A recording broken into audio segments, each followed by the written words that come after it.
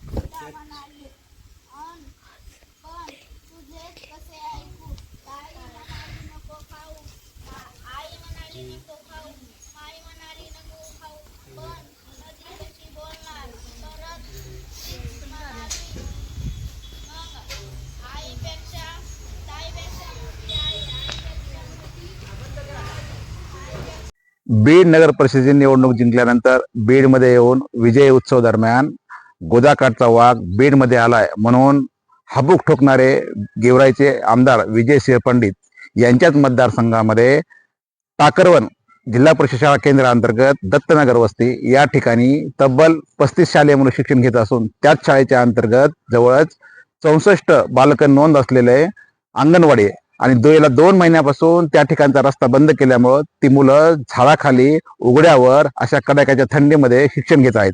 पालकांनी वारंवार जिल्हा प्रशासनाला विनंती केली, निवेदन केले, मात्र कुठलीही उपाययोजना झाली नाही. दिनांक 22 नोव्हेंबर रोजी गेल्या महिन्यामध्ये मी संबंधित प्रकरणामध्ये पालकमंत्री अजितदादा पवार त्याचबरोबर गेवराईचे आमदार विजयसिंह पंडित यांना लेखी तक्रार केली होती. त्याचबरोबर स्वीय सहाय्यक अमृत डावकर यांनाही फोनवरून संवाद साधला होता की त्या मुलांचे खूप हाल होत आहेत, आपण उपाययोजना करण्यात यावी, आमदार महोदयांनी लक्ष देत यावं. मात्र या घटनेला 1.25 महिना उलटून गेलाय, मात्र अद्याप कोणतीही उपाययोजना करण्यात आलेली नाही.